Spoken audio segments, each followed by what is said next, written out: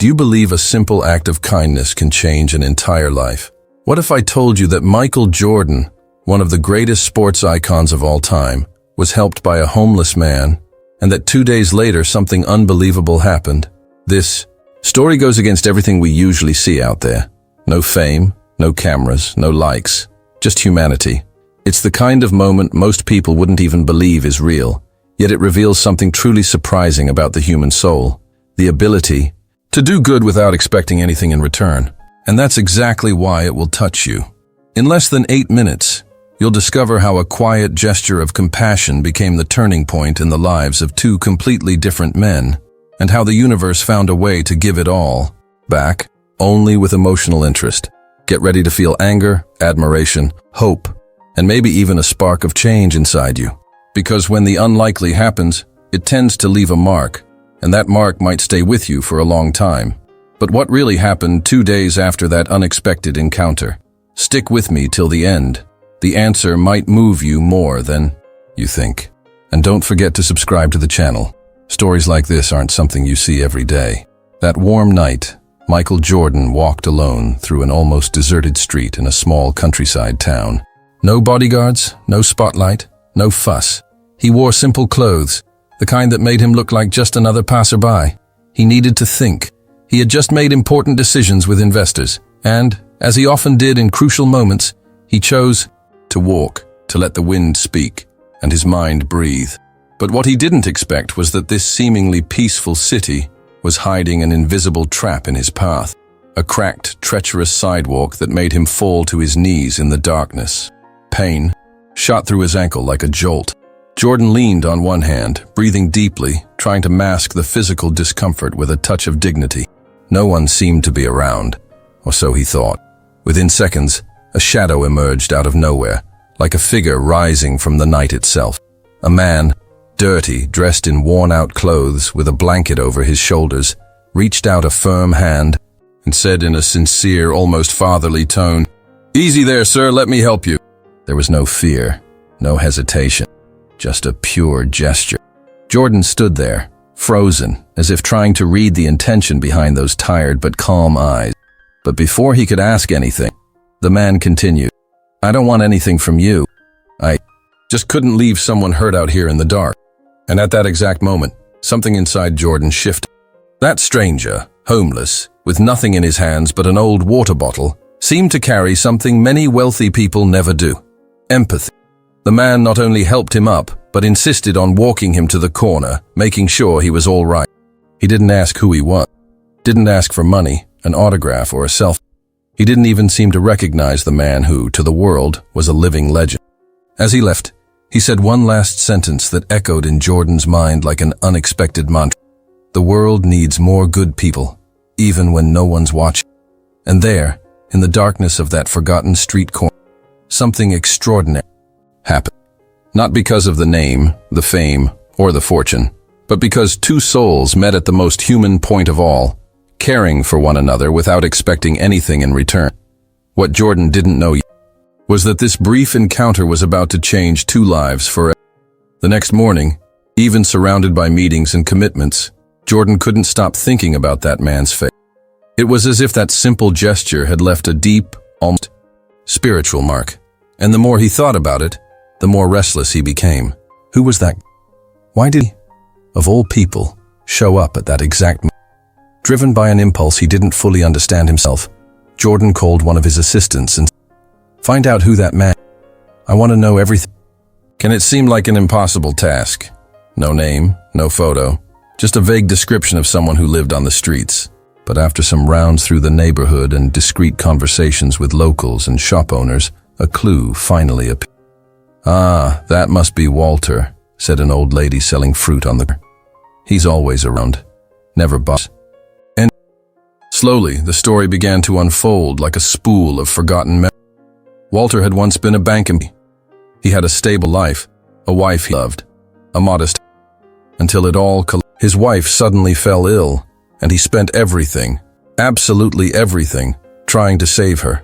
When she passed away, all that remained were debts, grief, and a loneliness that didn't fit inside his chest. He tried to start over, but every attempt was another fall. Eventually, one day he gave up, or at least that's what he thought. Since then, Walter had been living on the streets, sleeping behind an abandoned gas station, wrapped in cardboard and silence. But even there, what many would call rock bottom, he kept his dignity intact. He never stole, never begged insistently, never lost the kindness in his eyes. Locals knew him as the polite homeless man. He always helped when he could, whether by carrying groceries, giving a heads up about the weather, or simply listening.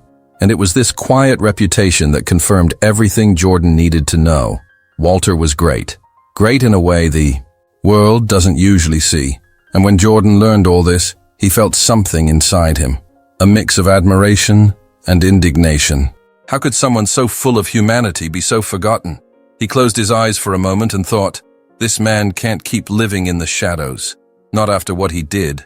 And that's when he decided something had to happen. But what he was planning, no one in that neighborhood could ever predict. The rain fell light but steady, and the sky seemed to weigh down on the city that gray afternoon.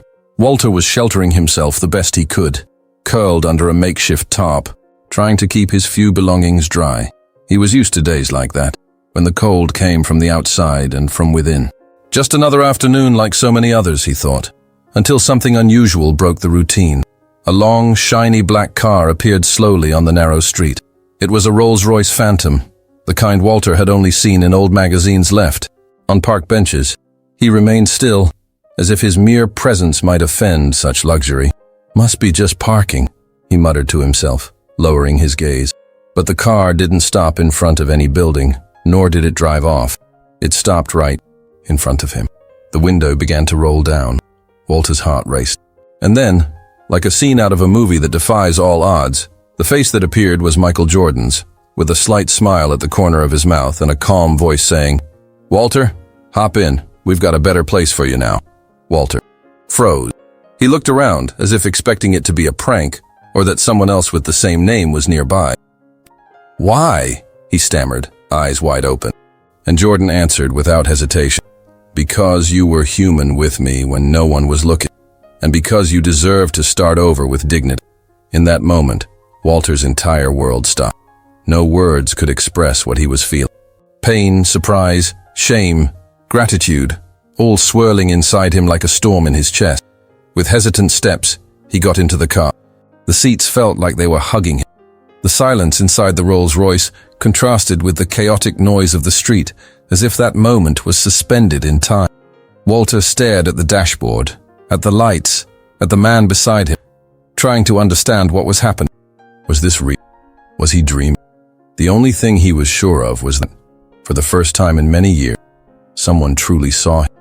And as the car moved toward the city center, cutting through the wet street, Walter looked out the window and asked himself, "What's waiting for me now?" He had no idea, but what was coming would be bigger than anything he had ever imagined. The hotel was breathtaking. Shiny marble floors, glittering chandeliers, the fresh scent of newly arranged flowers. Everything seemed to belong to a world Walter never thought he'd step into again. And there he was, freshly showered, wearing new clothes, eating a hot, complete meal without rush, without fear of being kicked out. For the first time in years, he slept on clean sheets, on a real mattress. He slept like someone being reborn. But what touched him most wasn't the material comfort. It was the feeling that, finally, he was someone again, no longer invisible in the days that followed. Jordan took care of every detail. He sent doctors, psychologists, and caregivers. He paid off all the debts Walter barely remembered. He bought him a small house, simple but cozy, in a quiet neighborhood. "It's yours now." Walter was speechless.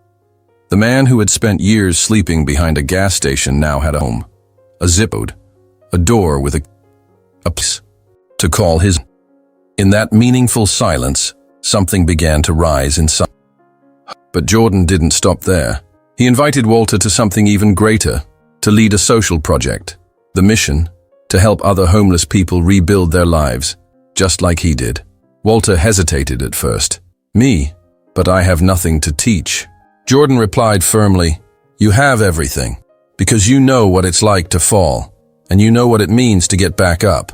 And it was in that trust, freely given, that Walter found a new purpose. He was no longer just a survivor. Now he was a bridge, a tool, a transformation.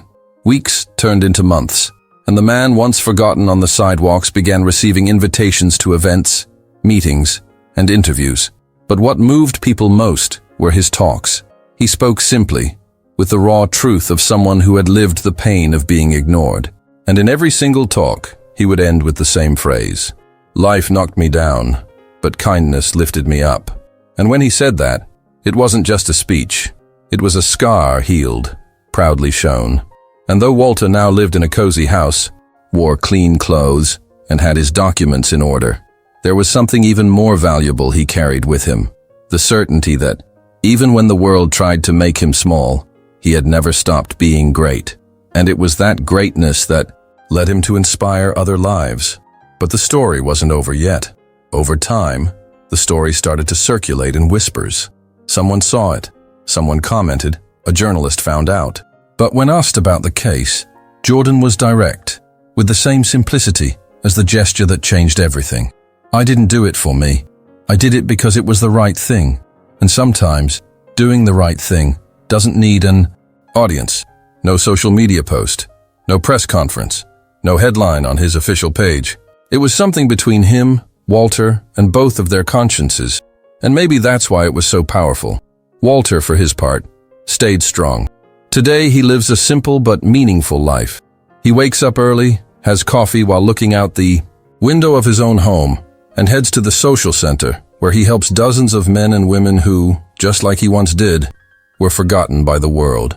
Every story he hears, every life he crosses paths with, is treated with respect and care. He knows the weight of being unheard, and he knows the value of a hand reaching out at the right time.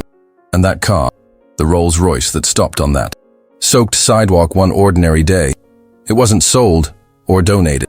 It's still there, untouched, like a silent monument to something that must never be forgotten. On the license plate, an inscription says everything without saying too much.